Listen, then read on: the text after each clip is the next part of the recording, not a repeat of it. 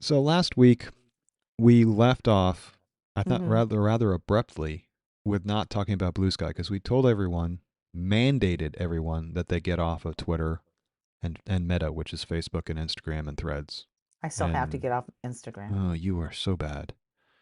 I'm going to place sanctions on you until you get off of Meta. Okay. You're sanctioned. Oh boy.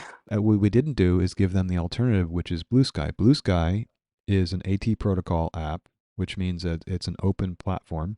It's based on an Okay. open standard. AT protocol is an open standard for sharing content on the internet. Basically like a Twitter or Instagram or Facebook kind of thing. But instead of being locked behind the closed door of one system, one owner, you can actually host your own data, or you can find a server to host it, or you can host your own username, or use another, use a basic Blue Sky service to do that. So it's Oh, open, and it's not, nobody can turn your shit off. You can move to a different protocol or different, if you don't like Blue Sky, you can build your own a version of Blue Sky. All your content, Blue Sky is just the window for that content. So you can create okay. your own window and move your content over to that window if you want. That's interesting. Bluesky.app. Actually, I always get confused about that. Search for Blue Sky app and you'll find it. That's where to go.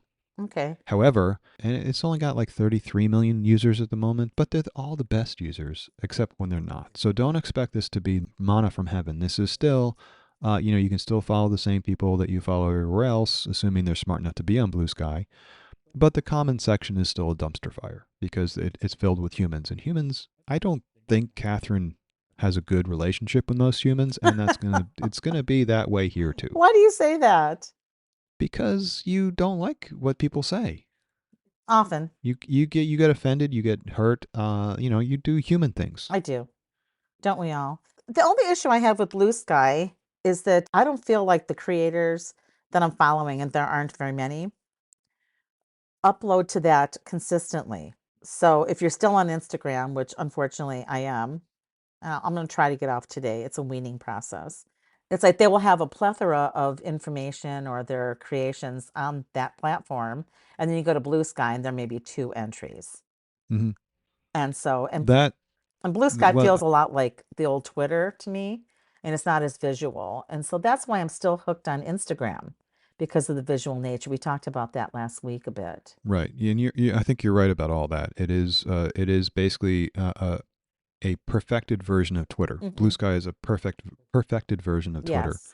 And so you can upload visual pictures and video, but it's not as well suited for that. But that's just Blue Sky. The AT protocol, there are other apps out there that are trying to work on the same protocol, and be more visual. There is Skylight, which is really going gangbusters. They are catching up to TikTok in a lot of ways as Hmm. far as just usability and whatnot. They're by no means a replacement for TikTok yet, but the speed at which they're developing is quite shocking. Hmm. And there are flashes, and there are other apps that are more oriented towards being a replacement for Instagram. I haven't kept up with them, but they were developing a little bit not as Hmm. quickly, so I'm not sure how that's going. But my take is you can live without the content that you have on Instagram, and just find other kinds of content and people on Blue Sky that will be interesting to you. Okay.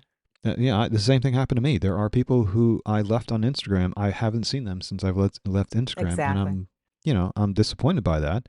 But I'm not gonna compromise my integrity to go back there.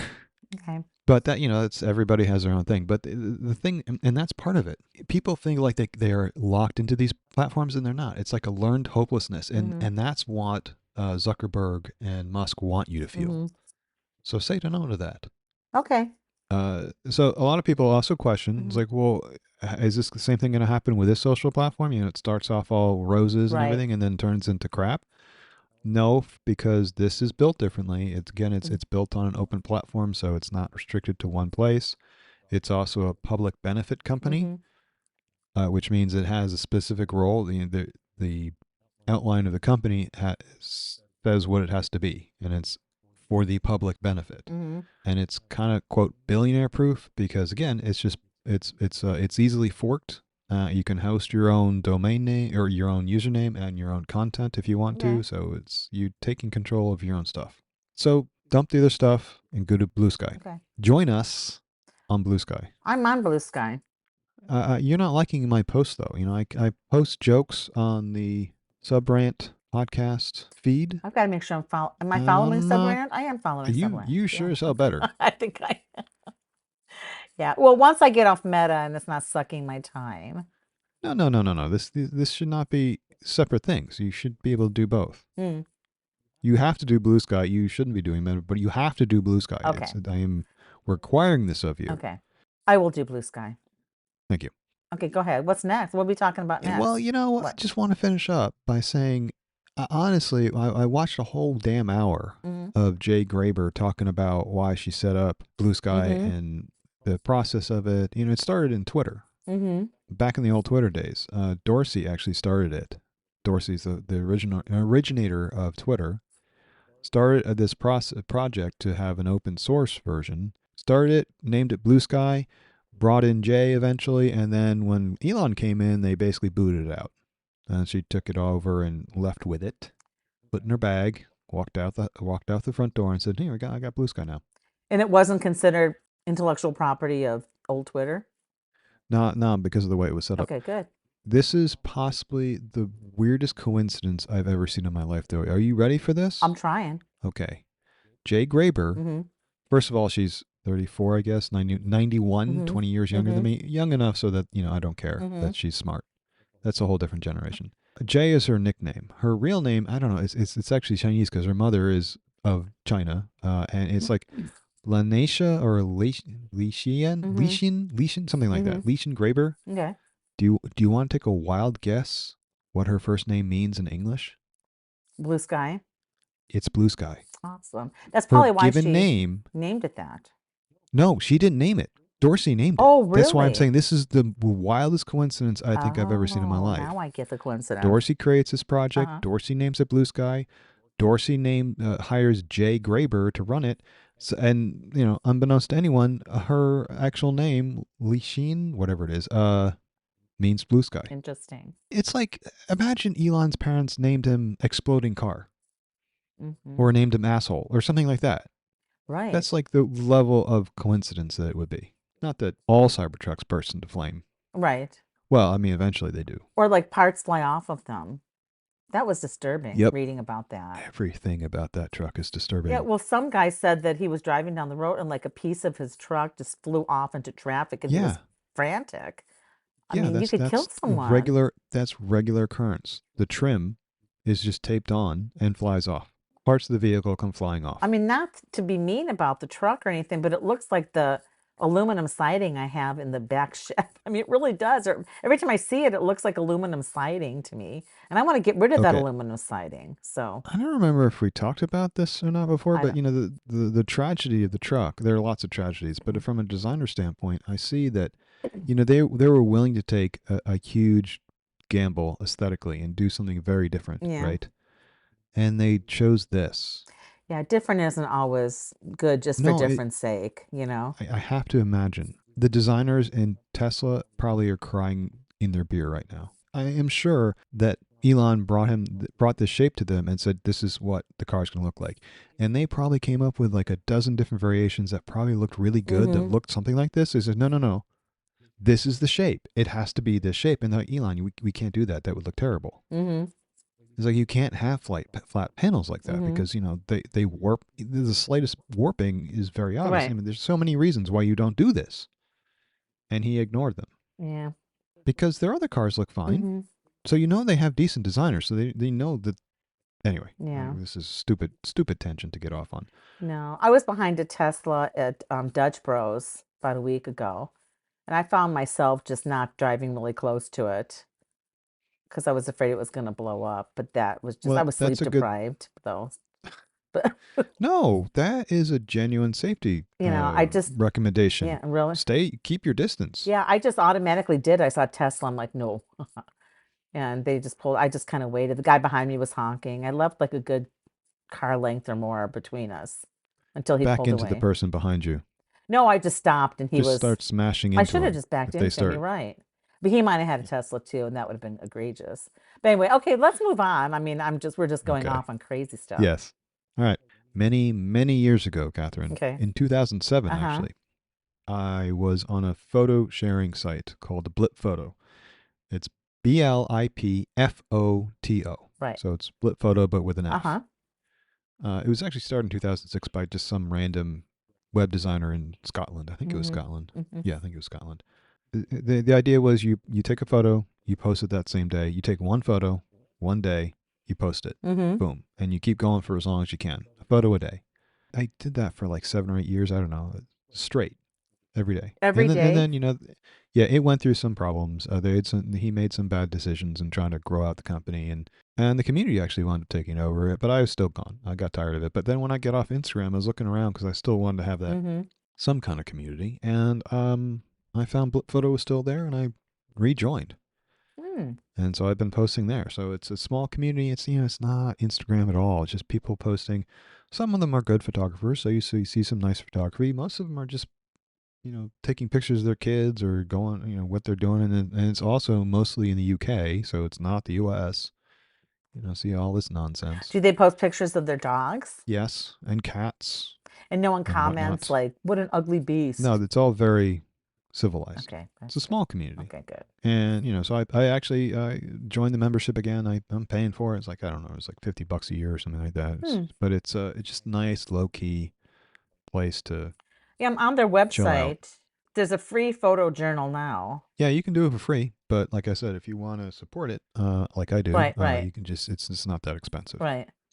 I think I like the idea of a photo journal. This might, Hmm.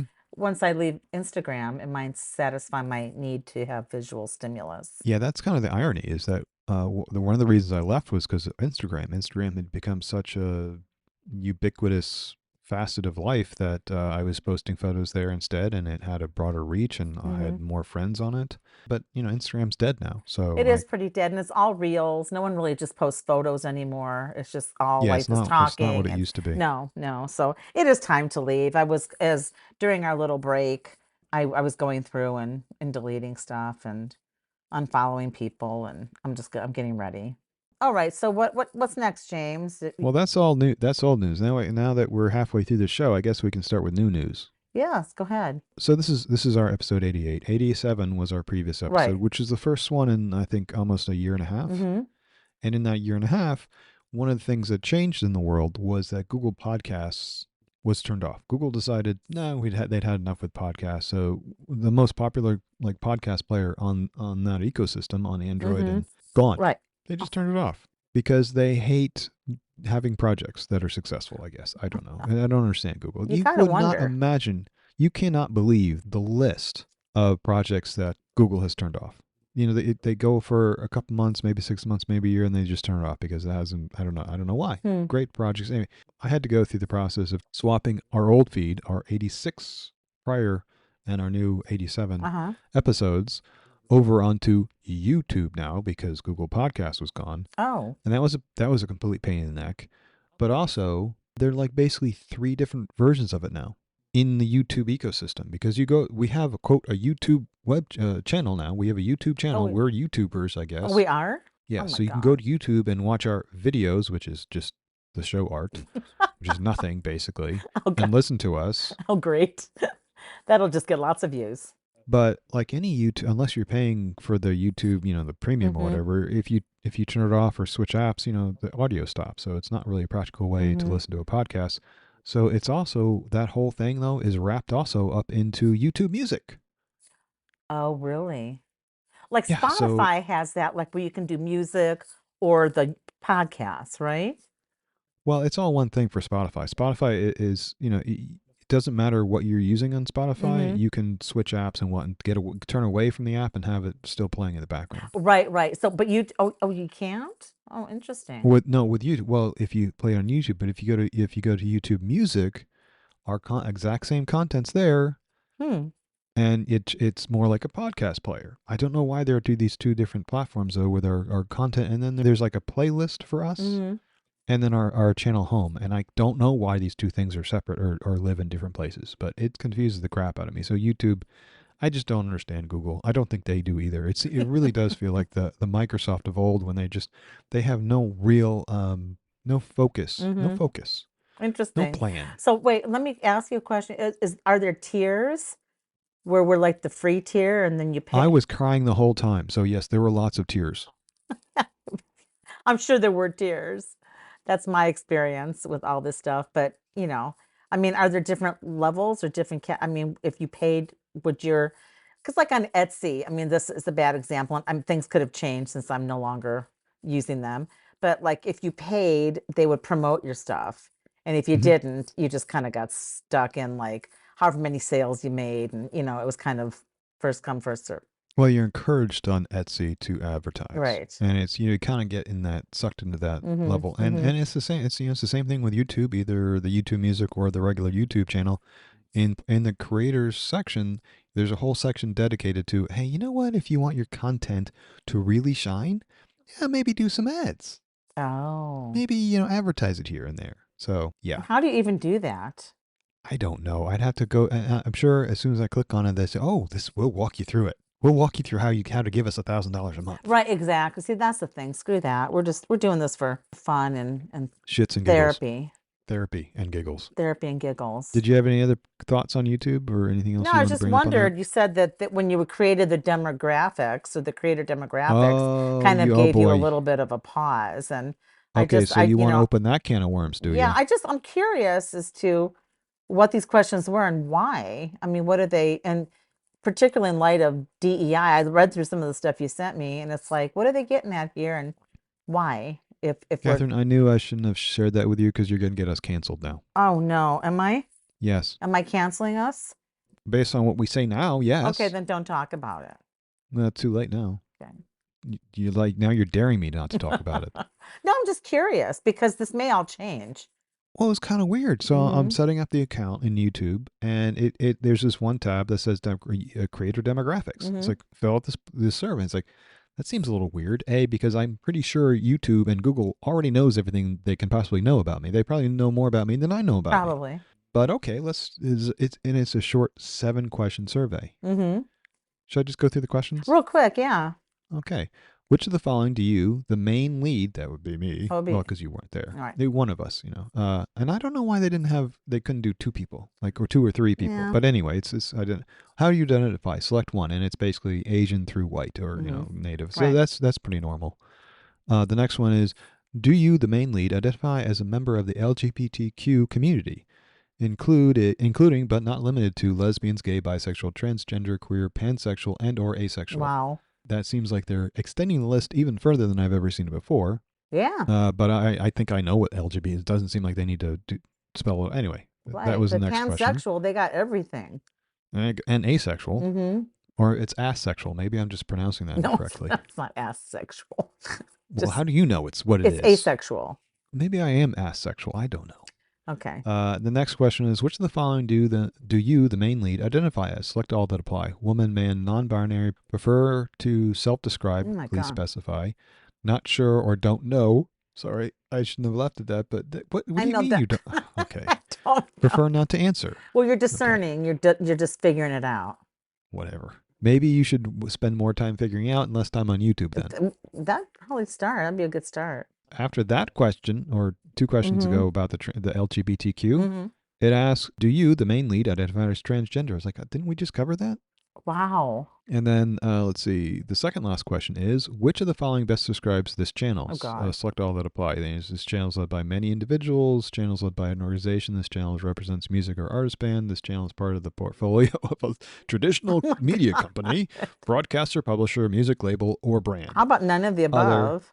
Well, no. This channel is led by one or many individual creators, which is what I chose Okay. because that's we are creators, Oh, I guess so. Yeah. creators. Okay. And the last question of 7 questions, do you want to be invited to specialized programs and celebrations based on your answers? Which seems a little creepy to me. But I said, sure, why not? If you find other white guys you want me to be in a party with, let's do that. Yeah, I don't know. I don't think this is going to hold in light of the DEI. It's not, let's put that aside. I don't even understand why, if they're going to ask 7 questions, why they have such a fetish on my sexuality and gender. That's a good point. I don't know. Wouldn't they want to know more about like what my hobbies are or something, or what Mm-hmm. we might be talking about on the Mm-hmm. podcast, Right. or do I have a PhD in something? I mean, that seems like a lot Yeah. more Are you relevant. qualified to speak on what you're speaking on? I mean, Exactly. Am I qualified to be on YouTube? Right. Just best describes a channel. So you're saying there doesn't even really ask you your content. Like, Exactly. is it sarcasm? Right. Is it what is it? Is it Is it serious? Is it sarcasm? sarcasm? You know what I meant. I don't know what I'm saying. Not really. I don't usually know what you mean because you're just wacky. But you know what I'm saying. Is it like satire I meant to say and it came out sarcasm? Like I said, I went through it and it just seemed like a fetish. Honestly, it's like why are they asking that many gender and Yeah, sexual that's related I'm glad I questions? didn't answer Why these. that? Is this a porn channel? No. Maybe that's what they're teasing out. Maybe that's what they want to be. Maybe they don't, and that's why they're asking. And then if you want to be invited to the group, and then they'll drill you more. Special con. Jesus I Christ! didn't mean that. I didn't mean that. You I did always not. say you don't mean I it, but you didn't. I always did say not. things like Honest to that. God. I Maybe cannot I've had too believe. much coffee. I drank. Drill, baby, drill. Oh God. So now what? So the next topic, just out of the blue, is you brought Warhol back into my life Mm-hmm. because you hate me. So No, why do you want to talk about Warhol? What's so special about Warhol now? What got you off on Warhol again? it was just watching the documentary on Netflix. And that really sucked you in, It did it? sucked me in. Yes. I mean, it's called the Andy Warhol Diaries. I thought it was really well done. And I thought of you when I was flipping through the documentaries that were offered. I was just like, oh, I thought of you and I thought, I know you're, disdain. Triggered. And I knew it would trigger you. And I'm like, should I watch this? Will I be triggered? And I went into it kind of like we were saying with, Wicked. We can talk about that another time. But, maybe I went into not being a hater, but not thinking Not that being a I would, lover. yeah, not being that I didn't think I'd be impressed. I thought, oh, I mean, more, you went in with preconceptions. yeah, I thought more garbage, more nonsense, more reciting the same saga. And I didn't know there was a book called the Andy Warhol Diaries, and it was kind of based on the book. Evidently, he started this diary after he got shot, and I don't even remember what year, 70 something, and he would dictate it and over the phone to, oh God, now I'm blocking on her name. Yeah, This it's book is the reason why we started talking about Warhol in the first place because it got me kicked off because it triggered me because did a piece about the author of the book, mm-hmm, and the author of the book said that Andy Warhol was the most important American artist in of all time, and I said that was stupid, and mm-hmm. it was obviously stupid, and we that's why we started dismantling Andy Warhol's work. Okay. Well, anyway, so we're back to square one. And I mean, I've listened to the podcast. Have you? what podcast? SubRant podcast. Oh, I read, yeah, SubRant. I s- I thought the Andy Warhol podcast. I either need more caffeine or I've less, but been. I mean, no, I know. it's something I've been working. I didn't It's been something remember I've been that it was working on for a about the couple of book, but years. I didn't remember. Okay, now I do remember you saying They that. kicked it It off. did kick it off. And so just to kind of kick that horse again, I started watching this documentary with a little bit of jaded preconception. And I thought, yeah, it's going to be more regurgitated stuff about how aloof he was, how asexual he was, how important he was, blah, blah, blah. It was absolutely one of the most gripping. I thought it was incredibly done. I just thought it was incredible. Okay. And it had me, I mean, I was so taken by the first episode alone that I ordered the book on eBay. I actually Ugh. purchased the book on eBay for $25 from some guy in New Ugh. York. And I was so thrilled. It's the first edition, first print. It has the jacket. It's in Wow. beautiful, beautiful condition. It's 840 some odd pages. It is a beast. And I can't even hold it up to read it. And it's just like, I'm gonna have to sit down and study. I just wanted to see his words. And as you go through it, and it's not necessarily separated, in some ways, it's 6 episodes. In some ways, it's separated by decade. And it just really kind of takes you from like his childhood. And it gives you some sense maybe of why he created this persona, if you want to believe this. I mean, you have to take it at Yeah, I mean, face. so that's my stop, Okay. Catherine. That's my question. Do you believe it, or do you think this is a tale that's just being spun around him to increase his persona? No, I think I believe. I mean, you believe everything with a grain of How do we salt. know? I mean, you will never know the Mm. guy's dead. But when you look at it, I mean, at first I started thinking, God, was he neurodivergent? Was he, was he Oh, the, don't start with I that know, I don't nonsense. even want to think about that. But I mean, I started thinking like, was he really the, and then they talk about his childhood and how he was kind of ostracized at school. His parent, like his family was immigrants from the Slavic country, like Okay, Czechoslovakia. Catherine. What? Everybody has a story, I know, but I know. mostly what we need to talk about is the art. Was the art any good? I So think, does it really matter what kind of person he was or his story? Because we all have well, stories. I think Andy I mean, Warhol, well, I know we all have stories. if I told the Catherine Uh-huh. story, it would break people's hearts. Oh, God. Especially if you do it, if you get a good writer, you could take your story and make it look like a tragedy. Yes. I guess you could. I guess you could. Does it help you understand the art, or does it make the art look more better? It made the art look, okay, to be honest about the art, I separate it in two things. I think when I look at the art now, I think he could have done more. That's actually that's an interesting insight because I think you're right about that. Because one of the things I looked at his early graphic design Hmm. work, and he was a competent graphic Hmm. designer. I really liked his graphic design work. Right. I could see how he had a creative inspiration, and then Absolutely. his early paintings are interesting, Hmm. but then he flattens out He flattens and out in an attempt to, it's like, he doesn't grow. no, he doesn't grow and he stagnates and he almost goes backwards. And they kind of track it in this documentary. And it's not necessarily broken down by decades, but the story is kind of broken down by decades. I know I'm saying two things, talking on both sides of my rear It's end here. okay. These things happen. But it starts out and it gives a very cursory and interesting look into his childhood and how he felt like he always felt different and how kids wouldn't want to play with them. And so one way to grab their attention, he thought, well, if they don't like me, I'll just ask them if I can draw them. And so he'd invite them, like these kids, to his house and he'd draw them. And it's like, it's kind of a personal thing to be studied by someone and looked at, and it improved his relationships. And then he would just give them the drawing. And so he started like connecting with people through his art. It's this kind of like quirky kid. And that really tugged at my heartstrings. I mean, it really did. And you start seeing him in a little bit of softened light. And then, Well, that is obviously going to happen if you start studying someone's life. Almost become friends with them. I mean, you go through their ordeals, you follow mm, them, you become more empathetic towards right, them, right. and that's kind of the danger is that then you're not as objective about looking at the art. You could do that with again, you could do that with anybody Hmm. and make a connection, Right, and then their work seems to be more important because you have a more personal connection to it. right. But what I came away with, and you asked, like, does it make the art more important? No, I think it makes the art flatter for me because I see that he was talented. He did think things through. I think he was bright. And he kind of rode the wave of the culture. And I think what the 6 episodes did for me, it really juxtaposed the culture of the time, like the 60s, what was happening, in the factory and all of that stuff. And then the 70s when he got shot, what was happening politically. The 80s, they really dive into the AIDS epidemic and how that affected like his friend group and the art circles.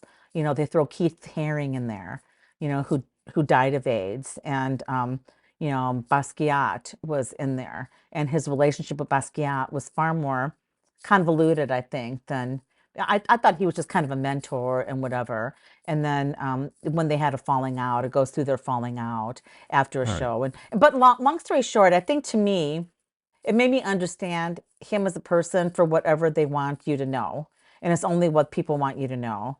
And I think I saw him more again as a performance artist, like he created this persona. Okay. And the art was still flat to me in a lot of ways. Was he the most important artist? I think he was an important cultural figure for the time he was represented for several decades. Was he the most important artist? If you want to define it like that, sure, he was one of them. There were a lot. That's my take. Okay. And that was a long take. It's like the gift that keeps giving. The gift that keeps giving. Warhol. Yeah. Or the Yeah. baseball bat that keeps pounding me in the Yeah. head. I saw a soup can the other day at the store and I just about lost my shit, but that's another story. Wow. What do you mean you lost your shit? It just I was incensed that I saw Campbell's soup can. What? I don't know why I don't I had a understand. visceral reaction. I don't know what it was about.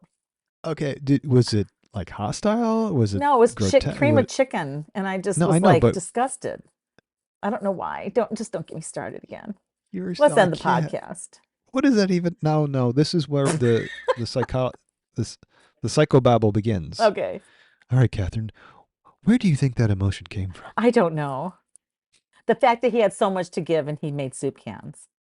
I think that's it. I have no more energy. You've sucked it all out of me, as Warhol usually does, because he's good at sucking. It's all gone. Yeah. I wept in episode 5. Oh my God. Okay. You shouldn't watch TV anymore. No, I need to turn everything off. All social Oh media, boy. all everything. I have to live in a bubble. Anyway, on that note, I'm going.